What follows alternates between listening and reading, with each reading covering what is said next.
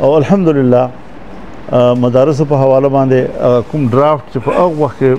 پاس نشو مؤقت ډرافټ پاس شي مؤقت ډرافټ دي او مولانا تقی عثماني صاحب چې راغلی هغه هم دا تصدیق وکړه چې بس دا اوس اطمینان بخش 21 دفعه پکې راغله کنه یا هغه کوم ترمیم وږي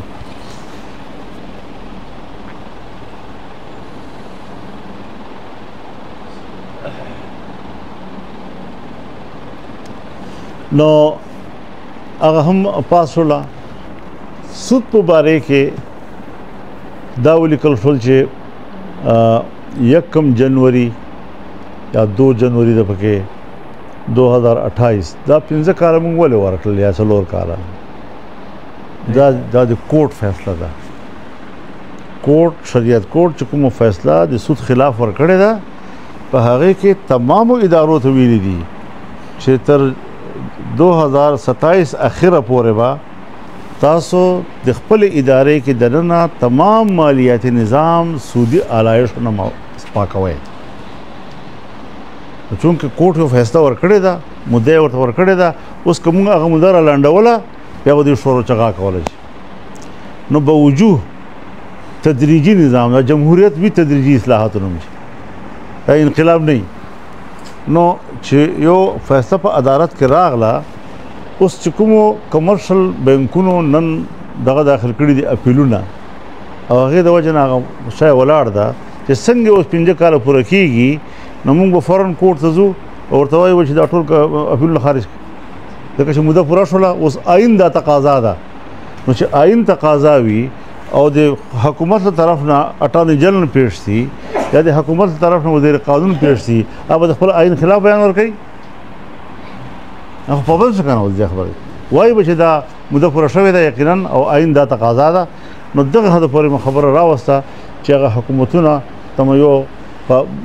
بندش ورکړل او حد ورته متعین کړل چې ته د حد نه بعد مخنه شته راځي اوس نه کوله خو به زاد خبره هم خپل هدا پورې یو شی برابر بل د موږ شریعت کوर्ट شریعت کوर्ट فیصله نه فیصله وایي فرضي عدالت بس فرضي عدالت فیصله به وکړه زبلاړه د خلاف درخواست به مرکه درخواست ما فیصله ودرته بس لاړ اواش اوس مودا قوت ورک شریعت کوर्ट ته چې هغه فیصله وي مؤثره به وي عملی به وي او که څوک د دې خلاف اپیل کوي نو هغه به باضابطه اپیل کوي سپریم کوर्ट ته یا د سپریم کوर्ट شریعت اپیلټ بینچ ته باقاعده درخواست بګي اپیل بګي هغه اپیل په نتیجه کې د دهم کولای شي چې قانون مطابق سټے ورکړي د دهم کولای شي چې سټے نه کیور خود هغه خلاف کیس چې کوم سماعت شروع کړي هغه ته مهد ورکړ چې په یو کال کې دا اپیل فیصله ونه شوله په خپل مخبد شریعت کوर्ट فیصله په وخت موثره وګرځي او بل دا چې د شریعت کوर्ट څومره ججان وو دا ججان په خپل باندې د خپل کوर्ट چیف جسټس نشو جوړېدای بهر نه یو ریټایرډ جج راوسته او د چیرمن بودو چیف جسټس جوړاو جی اوس مدا ورته لار آزاد کړله په دغه آئین کې چې د شریعت کوर्ट خپل ججانو کې به سینیئر جج ابا د دغه کوर्ट چیف جسټس نو دا خبره هم تقریبا هغه حواله سره مکمل شوه کېږي هغه نه بعد درې مبارکه چې کومه ده هغه د اسلامي دولت کونسل دی لکه ما حسین احمد صاحب خبره وکړه چې مخکې به صرف دا و چې رپورټ په اسمبلی ته راغلی او دوره بندولونه به کېښول بس دا لیش وجه بیا به لاړه کمیټې ته جنون ته به ډمپ کېدل اوس هم هغه غټې غټې کمرې پې ډکېږي هغې کې اوس دا شوه جي چې فوراً به چې کوم د حکومت دا پابند وي چې هغه بحث ته به هم یعنې وړاندې کېږي به هم او بحث به هم پې کېږي کله بحث پې شروع شي نو بیا به خامخا نتیجه سوا د قانون صادر بله څه شی شي اوس خو علما کرام تاسو ناست یې دا خبره ما بیګا حضرت په خدمت کې هم هلته وکړله چې ولې نه چې موږ یو خپل کمیټیانې وړې وړې جوړې کړو د علماو په خاموشۍ سره هغه اسلامي عدالتي کونسل سفارشات هم مطالعه کړي او د هغې په بنیاد باندې موږ خپل پټیشنونه تیار کړو او شریعت کوर्ट ته داخل کړو دا قانون شرعي دا قانون شرعي دا قانون هغې کې به شور غوغا هم نه وي اسمبلۍ بحثونه به هم نه وي او کوټ چې کوم دا به فیصله ورکړي چې دا شریعت مطابق دي نو شریعت نوم چې پرې راشي او بیا یې بل کوټ چې کوم د بدلي یا خرابوي نو هغه اسانه خبر نه ده بیا ګرانه یې لپاره دي دغه هم یو تجویز ده ما په موږ په جمعیت کې هم دغه باندې بحث کوو انشاءالله او دې ته به یو طریقه جوړو چې باقاعده موږ ټیمونه ناست دي او ټیمونه صرف دغه یو کار کوي چې موږ پټیشنونه تیارو او کوټ ته لېږو چې کوټ مستحکم سره مضبوط کړي او چې کوټ یو فیصله وکړي بس هغه قانوني دی نو دغو شیانو باندې هم غور کوو بهرحال نو اوس دا درې خبرې چې کوم دا په دغه کې راغلې او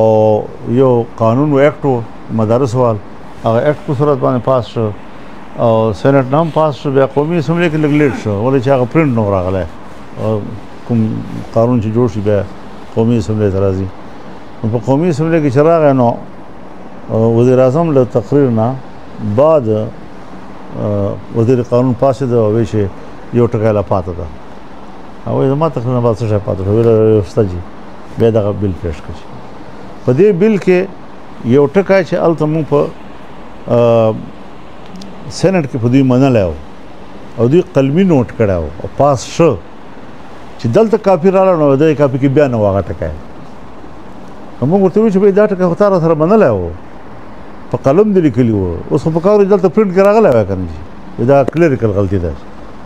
بیا پاسې بیا سپیکر ته وویل چې دا یو ټکی موږ دلته اضافه کوو ځکه چې هلته پاس شوی ده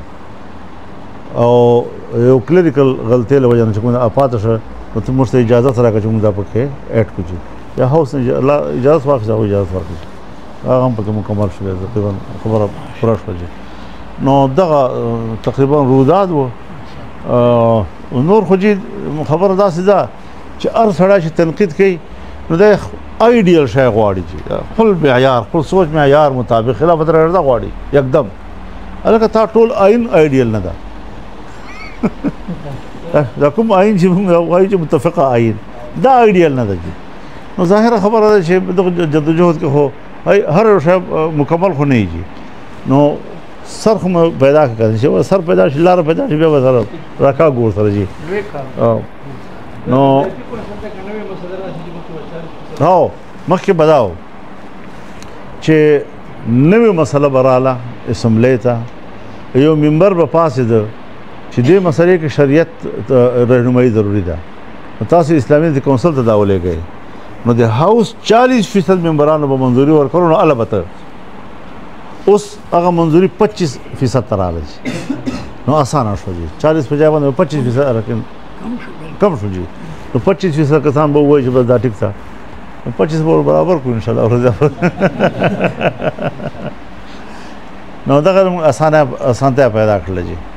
اوس نور خو تقریبا سفارشات مکمل دي بیا یو خبره خو کله کله راشي پکې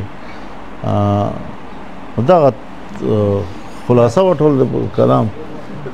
او نور به په مخ باندې به خدای نه غواړو نو لئن شکرتم لازیدنکم نو اوس کوم خلک چې دا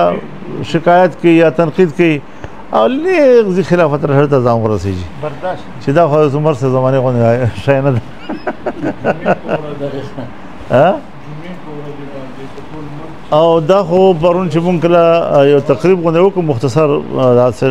پارلمنټیرینز و سیاران دوستان او صحافیان نو مولانا تقی عثماني صاحب هم الله دې دته اجر ورکړي هغه یکدم راورسېده مال حضرت خیر و څنګه ورته ویلے بھائی بس رہا نہیں گیا خوشی اتنی تھی خبره بنیادی دا ده چې وایي چې یو بادشاه و نو د هغه یو خادم و نایي و هغه ویښتان مې برابرول چې ډېر قابله و ډېر ماهره و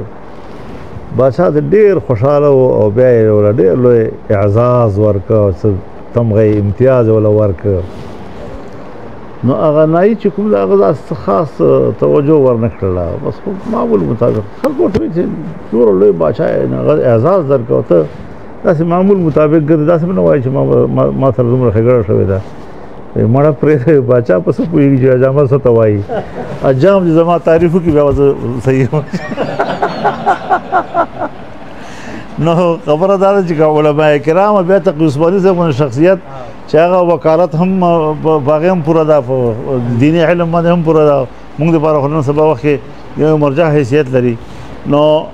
چې دا علماء کرام په دغه شي باندې مطمئن وي ما ته نور خلک هېڅ پروا نشته دی او کمزوران یې شته جدوجهد پکې روان به وي که نه او بهر الله پاک امداد وکړو او چې کوم وخت باندې الله